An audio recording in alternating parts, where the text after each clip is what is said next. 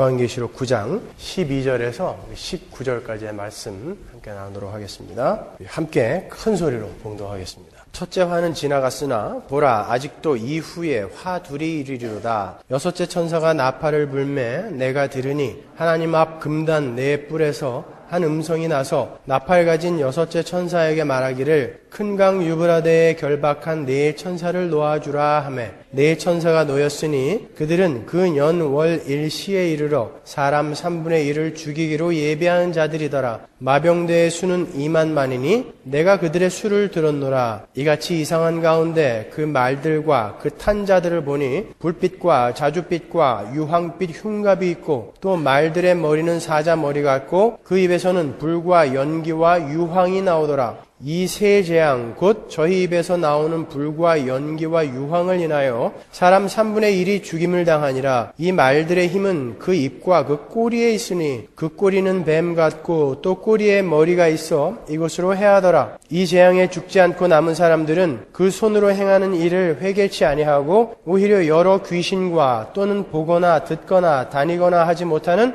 금, 은, 동과 목석의 우상에게 절하고 또 그 살인과 복술과 음행과 도적질을 회개치 아니하더라. 아멘. 이제 6번째 나팔로 넘어갑니다. 진도 빠르죠 이제? 우리가 한번 마쳤기 때문에 이제부터는 쉽게 갈 수 있어요. 그 전에 먼저 12절을 보시면요. 5번째 나팔 재앙이 끝나고 첫째 화가 지나갔다 이런 말이 나오죠. 이런 구절을 잘못 해석을 하면 이 재앙이 시간적인 순서인 것처럼 우리가 오해를 할 수가 있어요. 거기서 첫째 화가 지나갔다라는 그 말은요. 요한에게 보인 환상이 지나갔다라는 말이에요. 전에도 한번 설명해 드렸죠. 그러니까 여기에 나오는 화의 순서는 요한계시록의 순서는 환상의 순서이지 역사적 사건의 순서가 아니라는 거예요. 그리고 13절에 드디어 6번째 천사가 나팔을 불죠. 그러니까 하나님 앞 금단 네 뿔에서 한 음성이 나온다고 그래요. 뿔은 무엇을 상징한다고 그랬죠? 전에 한번 설명했는데 힘, 권세를 상징한다고 그랬죠? 그럼 하나님 앞에 제단에 있는 네 뿔은 무엇이겠습니까? 하나님의 능력과 권세를 상징하는 거예요. 거기서 음성이 나온다는 것이죠. 14절 보시면 나팔 가진 여섯째 천사에게 말하기를 큰 강 유브라데에 결박한 네 천사를 놓아주라 하매 보세요. 음성이 나왔는데 뭐라고 그러냐면은 큰 강 유브라데에 결박한 네 천사를 놓아줘라 그런단 말이에요. 그 네 천사가 어디에 묶여 있어요? 유브라데 강에 묶여 있어요. 이 천사들이 나가서 뭐 해요? 지금 3분의 1을 죽이기로 돼 있는 천사들이에요. 걔네들이 지금 유브라데에 묶여 있단 말이에요. 이게 무슨 뜻인가? 이 유브라데 강은 실제로 존재하는 강이죠. 유프라테스 강, 티그리스 강, 유프라테스 강 잘 아시죠? 이 유프라테스 강은 이스라엘의 북동쪽 경계를 긋는 강이에요. 그 위로는 항상 아수르라든지 바벨론 또 페르시아 같은 이스라엘의 대적 국가가 존재했었죠. 그래서 구약 성경에서 바벨론이나 아수르를 가리켜서 큰 강 유브라데라고 이렇게 은유적으로 표현을 하기도 했단 말이에요. 그러니까 구약에서는 이 큰 강 유브라데는 하나님의 편이 아닌 악한 세력을 상징할 때 쓰였던 단어예요. 그것을 인용해다 지금 쓰는 거예요. 그리고 그 큰 강 유브라데는 이 요한계시록이 기록될 당시에는 로마하고 파르티안이라는 기마민족의 경계이기도 했어요. 유브라테스 강이. 당시에는 죽은 네로가 사실은 죽은 게 아니라 이 파르티안으로 도망가가지고 다시 그들을 이끌고 로마를 공격할 것이다라는 그런 소문이 흉흉하게 퍼져 있었어요. 그리고 사람들이 그걸 믿고 있었다고요. 그리고 이 파르티안이라는 민족은 엄청난 파괴력을 갖고 있는 그런 군대였어요. 그래서 굉장히 사람들이 두려워했단 말이죠. 사도 요한은 그러한 유브라데 강의 이미지를 차용을 해서 이 6번째 나팔 재앙이 하나님의 대적이자 하나님의 백성들의 대적인 마귀의 세력의 공격을 의미한다는 것을 기록하고 있는 거예요. 3분의 1을 죽이는 그 네 천사가 유브라데 강에 묶여있다. 거기서 그들이 나온다라는 그 의미가 뭔지 이제 아시겠죠? 그리고 그 네 천사에서 그 4라는 숫자를 사용을 해서 그 공격의 광범위함을 나타내는 거예요. 예레미야 51장 60절 한번 보세요. 예레미야는 바벨로니아에 내릴 모든 재앙 곧 바빌로니아를 두고 선포한 이 모든 말씀을 한 권의 책으로 기록하였다. 그리고 예레미야가 스라야에게 말하였다. 그대가 바빌론 도성으로 가거든 이 말씀을 반드시 다 읽고 주님 주께서 친히 이곳을 두고 말씀하시기를 이곳에는 아무것도 살 수 없도록 멸망시켜서 사람도 짐승도 살 수 없는 영원한 폐허로 만들겠다고 하셨습니다 하고 기도하십시오. 그대가 이 책을 다 읽은 다음에는 책에 돌을 하나 매달아서 유브라데 유브라데 강물에 던지십시오. 그런 다음에 주께서 이곳에 내리는 재앙 때문에 바빌로니아도 이렇게 가라앉아 다시는 떠오르지 못하고 쇠퇴할 것이다 하고 말하십시오. 여기까지가 예레미야의 말이다. 바벨론이 큰 강 유브라데에 가라앉아 멸망할 것이다 이렇게 말하고 있어요. 심판을 이야기하고 있단 말이에요. 이사야서 8장 6절 보세요. 이 백성이 고요히 흐르는 실로와 물은 싫어하고 르신과 르말리아의 아들을 좋아하니 나 주가 저 세차게 넘쳐 흐르는 유브라데 강물 곧 아수르 왕과 그의 모든 위력을 이 백성 위에 뒤덮이게 하겠다. 유브라데 강물이 뭐예요? 아수르 왕과 그의 모든 위력. 그때 그 물이 온 색강을 뒤덮고 뚝마다 넘쳐서 유다로 밀려들고 소용돌이 치면서 흘러 유다를 휩쓸고 유다의 목에까지 찰 것이다. 그 유브라데 강물이 이스라엘 백성들을 혼내줄 것이다라는 거예요. 임마누엘, 하나님께서 우리와 함께 계신다. 하나님께서 날개를 펴셔서 이 땅을 보호하신다. 그러나 혼은 내지만 하나님께서 보호하신단 말이에요. 죽이지는 않으신다라는 거예요. 너희 민족들아, 여기서 너희 민족들은 아수르를 이야기하는 거예요. 어디 전쟁의 함성을 질러보아라. 패망하고 말 것이다. 먼 나라에서 온 민족들아 귀를 기울여라. 싸울 준비를 하여라. 그러나 마침내 패망하고 말 것이다. 싸울 준비를 하여라. 그러나 마침내 패망하고 말 것이다. 하나님이 이게 무슨 심보예요? 아수르 사람들을 들어서 이스라엘을 혼내주려고 했는데 결국은 이스라엘은 품어서 보호하실 거고 아수르 사람들은 가서 패다가 지들이 죽을 거라는 거죠. 이게 아수르 왕과 그 왕의 힘을 큰 강 유브라데라고 여기서 표현하고 있어요. 그리고 그 큰 강 유브라데가 세차게 넘쳐 흘러서 죄 속에 빠져있는 이스라엘을 칠 것이다 라고 말하고 있죠. 그러나 결국은 그 세력은 스스로 멸망하게 될 것이고 이스라엘은 그 세력에게 매를 맞기는 하지만 그 매를 맞고 다시 하나님께 돌아올 것이다. 그러니까 정리를 하자면 큰 강 유브라데는 하나님을 대적하는 악한 세력인데 하나님은 그 세력을 사용하셔서 심판받을 자들을 심판하시고 그리고 하나님의 백성들에게는 회개를 촉구하시는 그러한 방법으로 쓰신다라는 거예요. 그러나 그렇게 하나님께 쓰인 마귀의 세력은 결국 스스로 그 죄 때문에 멸망하게 된다라는 것이죠. 그래서 오늘 본문에 사람의 3분의 1을 죽이는 그 네 천사가 큰 강 유브라데에서 나온다. 큰 강 유브라데에 결박되어 있다라고 표현을 해 놓은 거예요. 왜 그것이 큰 강 유브라데에 결박되었는지 이제 아시겠죠?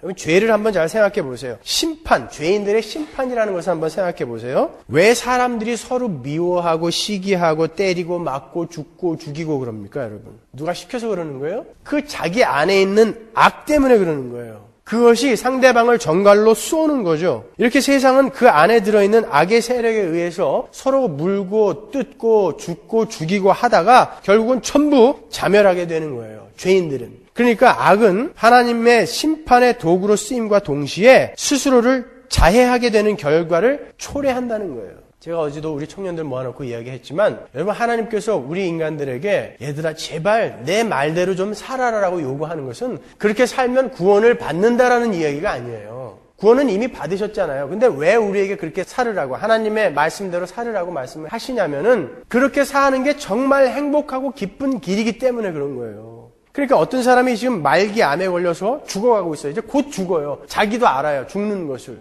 근데 어떤 의사가 굉장히 아주 용한 처방을 갖고 있어요. 그 처방전대로 하면은 살아요. 그래서 그 환자에게 처방전을 줬어요. 이대로 하면 살아요. 그러니까 이대로 사세요. 그런데 그 처방전을 받아가지고 곧 죽을 사람이 이건 너무 힘들어요. 왜 우리가 이렇게 살아야 돼요? 왜 내가 이걸 지켜야 돼요? 이렇게 이야기하겠느냐 말이죠.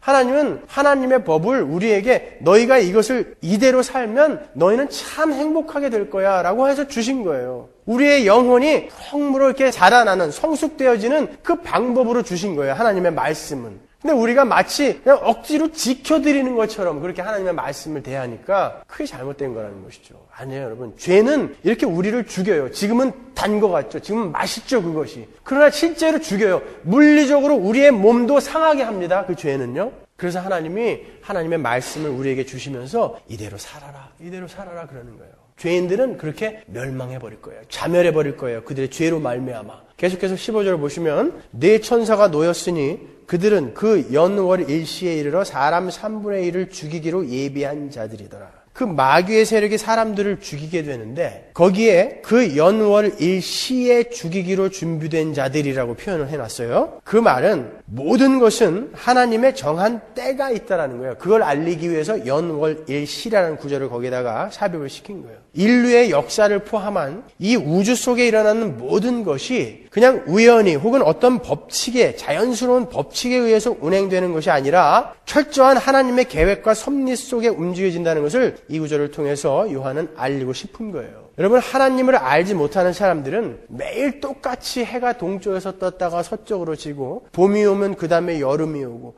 그 다음에 가을이 오고 겨울이 오고 이런 것들을 보면서 야, 이 우주는 정말 어떠한 자연의 법칙에 의해서 움직여지는구나 이렇게 생각들을 한다고요. 그러나 우리는 어떻습니까? 자연스러운 자연의 법칙이 아니라 하나님이 연월일시 그 때를 위해서 이 땅을, 이 우주를 지금 보존하고 계시는구나. 성실하고 신실하게 지금 보존하고 계시는구나. 우리는 그것을 캐치해내는 자들이죠. 하나님의 그 연월일시가 되기 전에 이게 뒤죽박죽이 되어버리면 우리 인간이 존재할 수가 없고 우주가 존재할 수 없으니까 하나님이 그때까지 아주 성실하게 우주는 그 자리를 돌게 만들고 계시는구나. 우리는 거기서 그 하나님의 손길을 보는 자들이에요. 그리스도인들은. 그렇지 않은 자들은 아니야, 이 우주는 어떤 법칙에 의해서 그냥 움직여지게 되는 거야. 그 법칙은 누가 만들었냐고요. 여러분, 이 지구가 지금 자전을 하면서 공전을 하고 있는데 이렇게 아무 소리 없이 침묵하면서 돌고 있다고 생각하세요? 아니에요. 엄청난 굉음을 내면서 지금 돌아가고 있다고요. 그런데 하나님이 우리에게 가청 주파수라는 걸 주셔서 20데시벨에서 16,000데시벨 사이의 것만 들을 수 있게 만들어 놓으셨어요. 그 아래 거는 못 들어요. 그 위에 것도 우리는 못 듣게 해주셨어요. 만약에 이 지구가 자전하는 소리를 우리가 듣게 된다면 우리는 금방 고막 터져서 죽어요.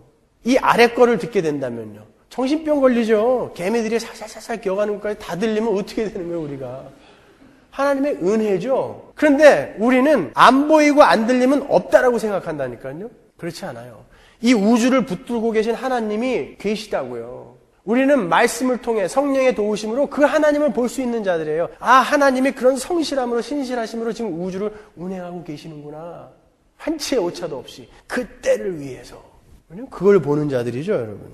계속해서 16절로 갑니다. 마병대의 수는 2만만이니 내가 그들의 수를 들었노라. 뜬금없이 갑자기 마병대가 나와요. 얘네들이 뭔지 누구인지 이야기도 안 해주고 갑자기 네 천사가 놓였는데 갑자기 마병대가 등장해요. 그러니까 그 네 천사는 이 마병대의 리더라고 봐도 되죠. 이 네 천사의 지시를 받고 그 네 천사와 함께 인간의 3분의 1을 죽일 마귀의 세력을 상징하는 거예요. 아니면 이 네 천사와 이 마병대를 동일시해서 봐도 상관없어요. 이 마병대 2만만을 세대주의자들 중에 어떤 분들이 중공군이다. 아니다. 중공군과 일본군과 한국군의 연합군이다. 아니다. 중국과 인도 연합군이다. 왜냐하면 거기가 인구가 제일 많으니까. 그렇게들 이제 해석을 한단 말이에요. 문자적으로 해석을 하죠. 그 연합군 2만만, 그러니까 2억이에요. 2만만은 연합군 2억과 이스라엘이 전쟁을 한다라고 해석을 하는 거예요. 여러분, 요즘 2억이 모여서 전쟁을 할 필요가 있어요? 그리고 그만한 병력이 어떻게 한 번에 움직여요? 2차 대전 때, 그 세계대전 때 그 전쟁에 참여한 전 세계의 군인들이 7천만이었어요. 전 세계의 군인들이 7천만. 근데 2억이라는 군사는 여러분 우리가 감히 상상할 수 없는 숫자예요. 거기다가 플러스 이스라엘 군까지 해서 그들이 모여서 말 타고 육박전 한단 말이에요. 어디에서? 아니죠, 여러분. 그건요. 지금은 핵폭탄을 비롯한 엄청난 화력의 그런 무기가 사람 수천 명의 몫을 해내는 그런 시대예요. 그런 이야기 하는 거 아니에요. 성경에서는 아주 많은 수를 나타낼 때 천천히요 만만이다 그렇게 표현을 하죠. 시편 68편 17절 보세요. 하나님의 병거가 천천히요 만만이라 주께서 그 중에 계심이 신의 산 성수에 계심 같도다. 계시록 5장 11절 보세요. 내가 또 보고 들음에 보좌와 생물들과 장로들을 둘러선 많은 천사의 음성이 있으니 그 수가 만만이요 천천이라. 그렇죠? 마귀의 세력을 2만만이라고 표현한 것은 그 수가 중다함을 말하는 거예요. 그러나 아무리 그 수가 많아도 그 수는 한정된 수다라는 것을 우리가 이 2만만이라는 단어에서 읽어낼 수 있어야 되는 거예요. 계시록 7장 9절 보세요. 요 단어하고 지금 비교해서 설명하는 거라고요. 이일 후에 내가 보니 각 나라와 족속과 백성과 방언에서 아무라도 능히 셀 수 없는 큰 무리가 흰옷을 입고 손에 종려가지를 들고 보좌 앞과 어린 양 앞에 서서. 하나님의 백성들의 수는 뭐예요? 아무라도 능히 셀 수 없는 큰 무리. 마귀의 세력은 아무리 강하게 보여도 2만만 제한이 있다라는 거예요. 그거 보여주는 거예요. 중공군 2억 아니에요. 계속해서 17절 보세요. 이같이 이상한 가운데 그 말들과 그 탄자들을 보니 불빛과 자줏빛과 유황빛 흉갑이 있고 또 말들의 머리는 사자머리 같고 그 입에서는 불과 연기와 유황이 나오더라. 이 세 재앙 곧 저희 입에서 나오는 불과 연기와 유황을 인하여 사람 3분의 1이 죽임을 당하니라. 그 말과 말탄자들, 그 마병대가 흉갑을 입었어요. 그리고 머리가 사자 같다라고 그래요. 그리고 뱀 같은 꼬리가 있어요. 그리고 그 꼬리가 사람들을 해한다고 그래요. 무엇과 비슷하죠? 지난주에 공부한 메뚜기랑 똑같잖아요. 메뚜기. 이렇게 5번째 나팔과 6번째 나팔에 등장하는 이 메뚜기와 마병대 2만만은 똑같이 공히 하나님의 심판의 도구로 쓰이는 마귀의 세력을 상징하는 거예요. 그 말탄 자들이 어떤 흉갑을 입었다고 그러죠? 불빛과 자줏빛과 유황빛 흉갑이라고 그래요. 그리고 말들의 입에서 불과 연기와 유황이 나온다고 그러죠. 여기에 등장한 불과 유황, 연기 이런 것은 전부 지옥과 심판을 나타냈던 단어들이었어요. 구약에서. 그죠? 창세기 19장 24절 보세요. 여호와께서 하늘 곧 여호와에게로서 유황과 불을 비같이 소돔과 고모라에 내리사 소돔과 고모라와 그 온들을 향하여 눈을 들어 연기가 옹기점 연기같이 치밀음을 보았더라. 그렇죠? 소돔과 고모라의 심판에 불과 유황과 연기가 등장하잖아요. 신명기 29장 23절 보세요. 그 온 땅이 유황이 되며 소금이 되며 또 불에 타서 심지도 못하며 결실함도 없으며 거기 아무 풀도 나지 아니함이 옛적에 여호와께서 진노와 분한으로 회멸하신 소돔과 고모라와 아드마와 스보임의 무너짐과 같음을 보고 말할 것이요. 그래요. 이렇게 하나님의 심판에 등장하는 불과 유황과 연기가 그 말들의 입에서 나온다고 그래요. 그러니까 그 말들과 그 말탄 자들은 모두 하나님의 심판의 도구로 쓰이는 자들이라는 거예요. 그러니까 그 네 천사와 마병대는 하나님의 심판의 도구로 쓰이는 마귀의 세력이지 중공군 2역 그런 거 아니다라는 거예요. 그리고 자세히 보시면 이 마병대가 사람의 3분의 1을 죽이는데 그에 탄 말탄 기병이 죽이는 게 아니라 말들이 죽여요. 말의 입에서 나오는 불과 유황으로 사람이 죽고 그 꼬리로 죽는다니까요. 그 마병대의 말의 꼬리가 사람을 해한다는 그런 구절은 당시 유브라데강 건너에 진을 치고 있던 그 파르티안의 기수들이 적들에게 겁을 주기 위해서 말의 꼬리를 뱀처럼 보이도록 묶은 것에서 힌트를 얻은 거죠. 그들이 사람들에게 겁을 주기 위해서 말꼬리들을 전부 뱀처럼 이렇게 묶었대요. 그런 것들을 차용해서 쓰는 거예요. 그리고 그 파르티안들은 달려오면서 활을 쏘면서 달려왔는데 그게 정말 사자 같았대요. 너무 무서워가지고. 오죽하면 퇴각하면서도 말꼬리 뒤로 돌아서서 활을 쏘면서 도망갔대요. 그래서 머리가 사자 같고 꼬리에 뱀 같은 것이 붙어서 쏜다라고 그런 표현을 쓰는 거예요. 그러니까 머리부터 발끝까지 모든 것이 그들은 공격 무기라는 거죠. 마귀의 세력은 그렇게 무시무시하다는 거예요. 그리고 중다한 수라는 것이죠. 그러니까 우리에게 대적이 있다는 것을 여러분은 절대 잊으시면 안 돼요. 우리는 너무 쉽게 잊어요. 무시무시한 존재들이에요. 그거는요. 그런데 그 네 천사와 마병대 2만만에 의해서 죽임을 당하는 자들이 누구라고 나와요? 5째 나팔처럼 하나님의 인을 받지 않은 자. 그들만 죽여요. 20절을 보면 알 수 있죠? 보세요. 이 재앙에 죽지 않고 남은 사람들은 그 손으로 행하는 일을 회개치 아니하고 오히려 여러 귀신과 또는 보거나 듣거나 다니거나 하지 못하는 금은 동과 목속의 우상에게 절하고 또 그 살인과 복술과 음행과 도적질을 회개치 아니하더라. 죽지 않고 남은 자들이 어떻게 한다고 그래요? 여전히 회개하지 않더라 그래요. 그러니까 그 심판에 의해서 죽은 자들은 전부 뭘 하던 자들이에요? 우상에게 절하고 살인하고 음행하고 복술하고 도둑질하던 자들이라는 것이죠. 이 5째 나팔, 6째 나팔은 공이 마찬가지로 그러한 죄인들의 심판을 보여주는 장면이에요. 이 죄의 항목들이 구약에 어디에 등장해요? 여러분. 우상, 살인, 음행, 거짓말, 십계명에 있는 거잖아요. 그죠? 우상을 섬기지 마라, 거짓말하지 마라, 간음하지 마라, 도적질하지 마라. 전부 십계명에 나오는 하나님의 법이에요. 그걸 어긴 자들, 걔네들이 다 죽는 거라는 거예요. 거기 21절에 있는 복술, 활마케이라는 그 단어는 마법이라는 뜻이거든요. 그러니까 하나님의 질서와 법, 그것을 어기고 세상의 무질서와 혼란과 무법을 일컫는 거예요. 활마케이야. 우상을 섬긴다는 것과 일맥상통하는 단어예요. 그러면 십계명이 우리에게 궁극적으로 요구하는 것이 무엇인지를 알면 우리가 그 네 천사와 마병대에 의해서 죽임을 당할 자들인지 아닌지 알게 되겠죠. 여러분, 제가 지난 수요 성경 공부 때 십계명에서 가장 긴 계명이 뭐라고 그랬어요? 안식일에 관한 계명이라고 그랬어요. 그죠? 그리고 또 히브리 사람들이 어떤 것을 나열할 때 정말 중요한 것은 반복한다고 그랬어요. 그리고 그것은 맨 마지막에 둔다고 그랬어요. 그게 문학 양식이에요.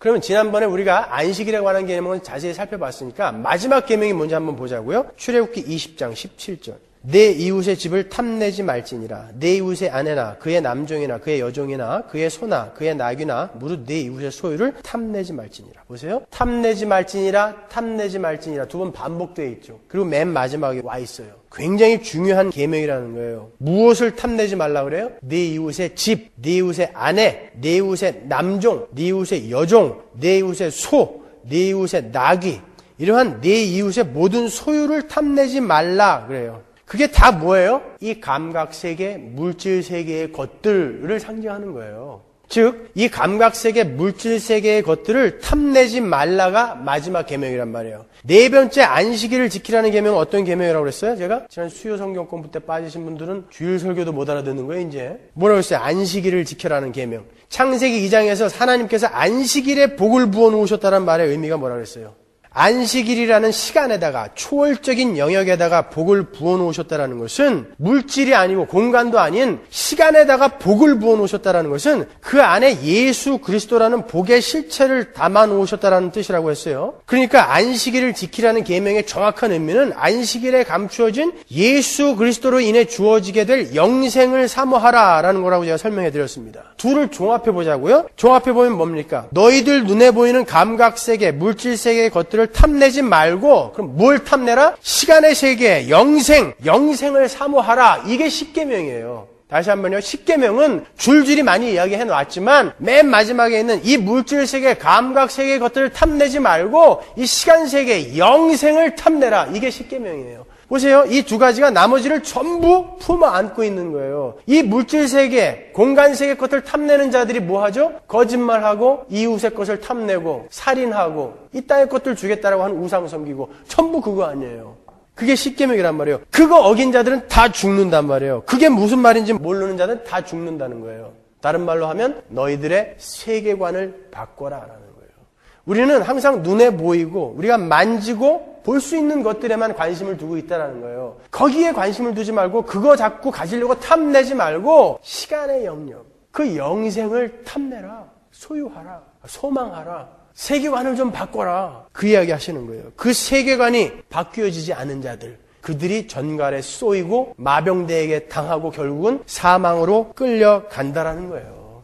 여러분, 많은 분들이 전화를 하셔가지고 저한테 이 땅의 것으로도 복을 받으면 좋지 않습니까?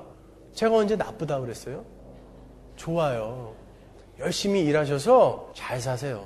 행복하게 사세요. 부자로 사세요. 이왕이면. 권모술수, 사기, 임기응변, 일확천금 이런 거 안 노리고 잘 사실 수 있으면 하여튼 최선을 다해서 열심히 일하셔서 잘 사세요. 그렇지만 그런 것들을 쫓느라고 우리가 이 땅에 존재하는 존재의 본질을 잊지는 마시라는 거예요. 근데 많은 분들이 그걸 쫓다 보면 우리가 이 땅에 존재하는 존재의 본질을 자꾸 잊어버리니까 제가 여러분 경계하십시오. 정신 차리십시오. 그러는 거예요. 그건 나쁘다는 거 아니에요, 여러분. 우리가 이 땅에 존재하는 본질이 뭐예요? 하나님의 백성으로 거룩하게 지어져 가는 거죠. 그것만 잊지 마시라는 거예요. 잘못하면 그거 잊으면 전갈에게 쏘이고 마병대에게 당하게 되는 거예요. 그렇게 재앙으로 죄인들이 사망으로 끌려갈 때 하나님의 백성들은 어떻게 된다고 그래요? 회개하고 돌아오더라. 하나님은 요한계시록의 그 재앙들을 통해서 그 이야기 하고 싶은 거예요. 나의 백성들아 회개하고 돌아와라. 그것이 끝이 아니다. 내가 너희들에게 나팔을 부는 것은 회개하고 나에게 돌아오라고 너희들에게 주는 배려이며 은혜이며 복이다라고 이야기하는 거예요. 오늘 본문에 보시면 그 마병대, 그 말들이 쏟아내는 불과 유황으로 3분의 1이 죽었는데 그런데도 회개하고 돌아오지 않더라라는 구절이 있죠. 이 구절이 의미하는 바가 뭐예요? 하나님은 회개를 의도하고 계셨다는 거예요. 거기다가 굳이 그 말을 써놓은 것은 하나님은 회개를 의도하셨다는 거예요. 근데 진짜 하나님의 백성이 아닌 자들은 그냥 그 재앙 속에서 맞고 죽더라는 거죠. 하나님의 백성들은 회개하고 돌아온다라는 거예요. 그러니까 우리들에게 재앙이 임했을 때 당황하지 말고 너희들은 내가 왜 너에게 그런 일들을 허락했는지를 깨달아 알고 나에게 돌아오라라는 거예요. 그러니까 하나님께 돌아간다라는 것은 복이죠. 그거보다 더 큰 축복이 어디 있어요. 그런 의미에서 제가 여러분의 고통은 환난은 복입니다라고 이야기하는 거예요. 제가 무슨 세디스트예요, 메조키스트예요. 고난이 환난이 복이라고 그러게. 그런 의미에서 말씀드리는 거예요. 그리고 3분의 1만 죽는다라는 그 단어도 역시 우리에게 회개의 여지가 남아있다라는 그런 의미를 보여주는 거죠. 여러분, 우리는 우리의 일생을 통해서, 신앙생활을 통해서 이 눈에 보이는 감각의 세계인 이 땅의 것들을 하나하나 놓고 저 하늘의 것들을 소망하는 자로 만들어져 가는 거예요. 그게 우리 그리스도인들의 신앙생활의 유일한 목적인 거예요. 왜냐하면 우리가 공부한 것처럼 이 감각 세계의 것들을 추구하는 우리 인간의 욕심이 메뚜기 떼에게, 전갈에게, 이만만의 마병대에게 우리를 내어주게 되는 원인이 되기도 하기 때문에. 그런데 예수를 믿으면 그런 세상 것들을 오히려 손에 쥐어주겠다라고 이야기하는 것, 그게 어떻게 옳은 가르침이겠습니까? 잘 살고 싶으시면 잠 조금 덜 주무시고 더 열심히 일하세요. 그럼 잘 살 수 있어요. 그거는 여러분이 육으로 심는 것은 육으로 여러분에게 주어질 거예요. 그러나 예수 그리스도를 이용해서 내가 그걸 얻어내겠다라는 그러한 시도는 제발 하지 마시라는 거예요. 그건 기독교가 아니란 말이죠. 하나님을 능멸하는 거예요, 그거는요. 자, 여러분, 우리가 그렇게 이 세상 것들을, 그 달콤한, 그 매력 있는 이 세상 것들을 하나하나 놓아가는 삶을 산다는 것이 어찌 그게 쉽겠어요? 그리고 어찌 그게 한 번에 되겠습니까? 그렇기 때문에 하나님께서는 우리의 삶 속에 악한 자들이 그들의 욕심과 죄로 말미암아 당하게 되는 그 재앙 속에 함께 노출시켜 두시는 거예요. 세상 사람들은 그러한 환경과 상황들을 통해서 자포자기하고 절망하고 결국 죽음에 이르게 되지만 우리는 그때마다 한 겹 한 겹 세상의 것들을 놓게 되는 거예요. 그리고 오히려 우리의 진정한 힘이 되시는 하나님을 조금씩 의뢰하게 되는 거예요. 그러니까 어떤 의미로는 그러한 고난과 우리에게 닥치는 그러한 재앙 같은 것들이 그러한 의미에서 하나님의 지키심이다라고도 이야기할 수 있다는 것이죠. 자, 여러분, 이 6번째 나팔에서도 보셔서 아시겠지만 결국 마귀의 세력에 의해 사망으로 끌려가게 되는 자들은 그런 것들을, 세상 것들을, 물질 세계의 것들을 못 놓은 자들이에요. 그죠? 인생의 목적이 하나님이 아니라 이 감각 세계, 물질 세계인 사람들. 그들은 아무리 예수를 오래 믿고 열심을 내서 종교 행위를 한다 하더라도 결국 사망으로 끌려간다. 그런 교훈을 우리에게 주는 거죠. 여러분, 우리는, 그리스도인들은 이 땅에서 우리의 유익을 위해서 사는 자들이 아니죠. 소요리 문답 1번. 우리 인생의 목적이 뭐예요? 하나님께 영광을 돌리고 하나님을 즐거워하는 거. 그죠? 그분을 누리는 거. 그게 인생의 목적이에요. 배 터지게 먹는 거? 그거 아니잖아요. 우리의 유익이 아니라 하나님의 영광을 위해서 존재하는 자들이에요.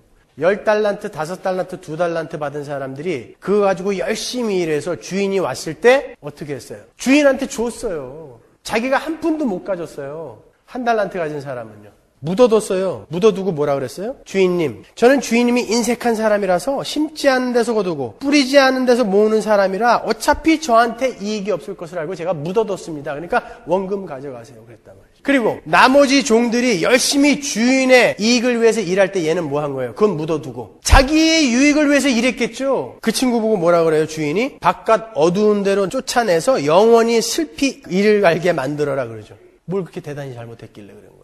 그리스도인으로서 우리가 하나님의 영광을 위해서 살지 않고 그 영원한 나라의 그 소망을 목적으로 삼고 살지 않고 나의 유익을 위해서 이 땅에서 나의 배만을 위해서 살게 되는 자들, 그런 사람들에게 경고하시는 거예요.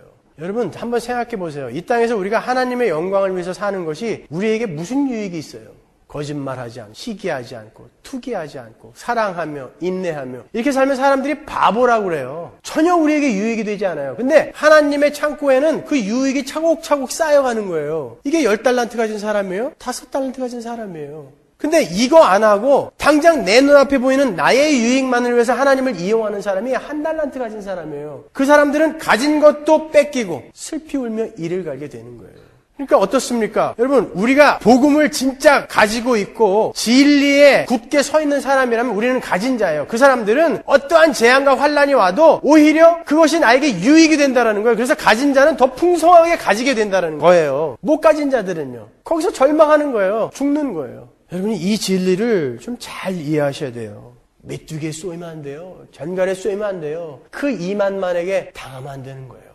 그 세계관만 바꾸시면 돼요. 세계관만.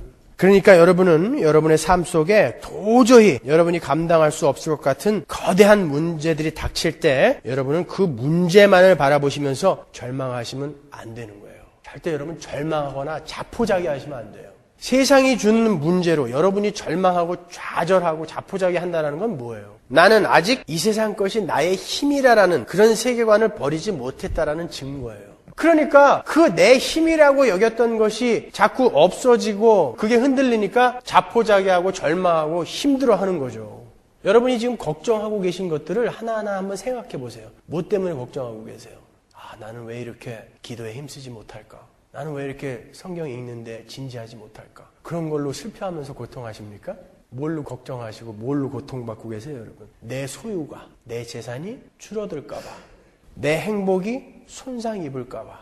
내 자식이 나의 기대에 못 미치는 삶을 살게 돼서 내가 창피당할까 봐. 전부 이 감각세계의 것들, 그것들로 인해서 걱정하고 계시죠? 그러면서 전부 자기들은 하늘에 눈을 두고 산대요. 거짓말이죠, 그건요.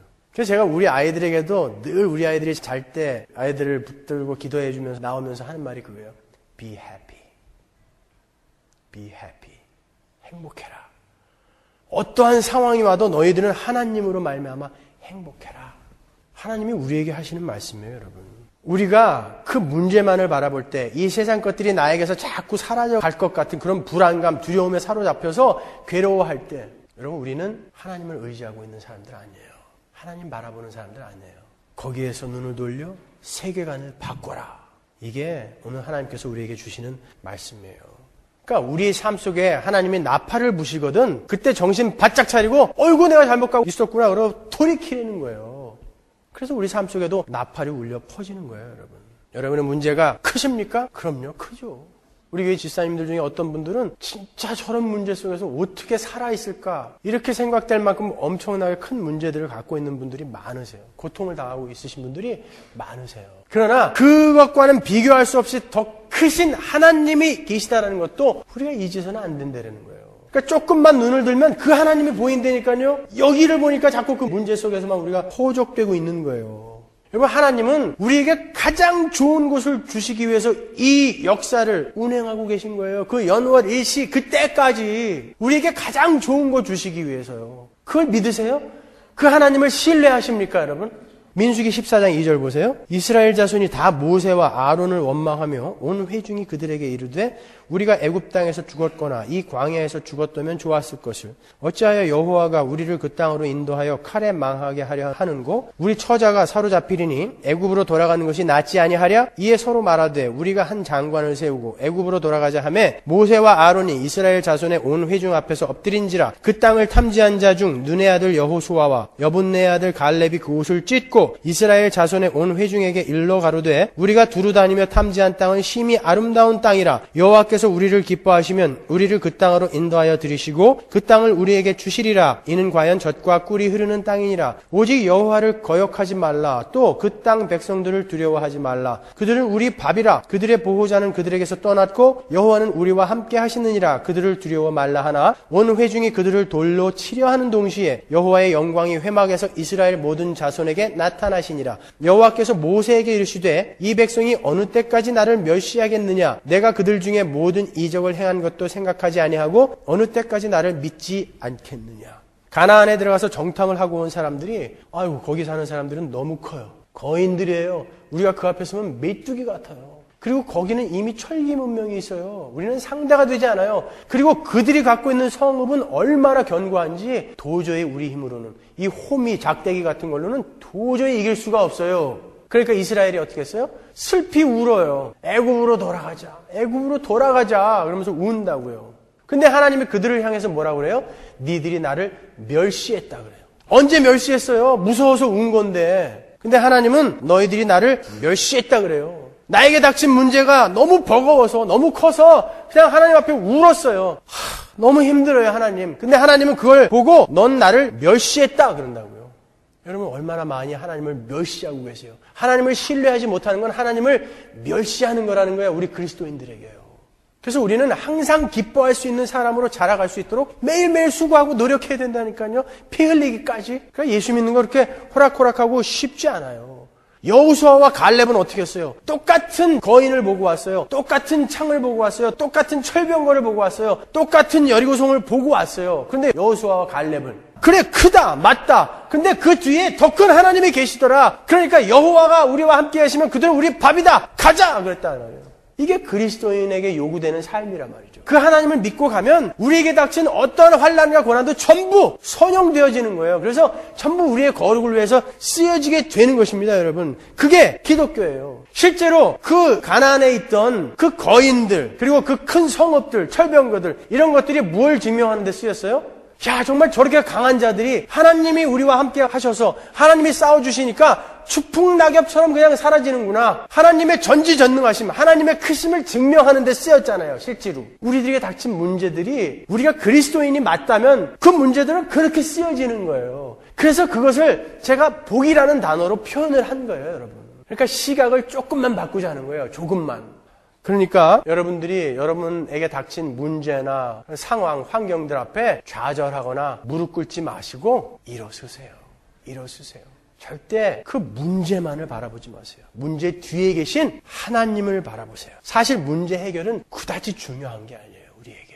그걸로 인해서 하나님으로부터 무엇을 배우느냐, 그게 훨씬 중요한 거예요. 정리를 해드리겠습니다. 여러분이 여전히 이 세상 것들을 향한 욕심을 버리지 못해서 여러분의 삶 속에 닥치는 이 세상 것들로 말미암는 문제에 좌절하시고 무너지신다면 여러분은 메뚜기에게, 전갈에게, 2만만의 마병대에게 당하시는 거예요. 그런 분들은 오늘 그 마병대에게 죽은 3분의 1 거기에 속하시는 분들이에요. 그러나 우리 하나님의 백성들은 돌이켜서 하나님께로 오더라. 그 복된 자리로 여러분도 여러분의 발걸음을 옮기세요. 그리고 그것을 하나님 나라의 완성과 여러분의 거룩에 선용하세요. 그분들이야말로 진짜 하나님의 자녀고 하나님의 백성들이에요. 마지막으로 우리 시편 121편을 읽고 마치도록 하겠습니다. 내가 산을 향하여 눈을 들리라. 나의 도움이 어디서 올꼬? 나의 도움이 천지를 지으신 여호와에게서로다. 여호와께서 너로 실족지 않게 하시며 너를 지키시는 자가 졸지 아니하시리로다. 이스라엘을 지키시는 자는 졸지도 아니하고 주무시지도 아니하시리로다. 여호와는 너를 지키시는 자라. 여호와께서 내 우편에서 내 그늘이 되시나니 낮에 해가 너를 상치 아니하며 밤에 달도 너를 해치 아니하리로다. 여호와께서 너를 지켜 모든 환난을 면케 하시며 또 내 영혼을 지키시리로다. 여호와께서 너의 출입을 지금부터 영원까지 지키시리로다. 언제부터요? 지금부터. 그러니까 여러분에게 닥친 모든 문제는 하나님의 지키시는 증거예요. 그렇죠? 그러니까 무릎 꿇지 마세요. 슬퍼하지 마세요. 일어나세요. Be happy. 기도하겠습니다.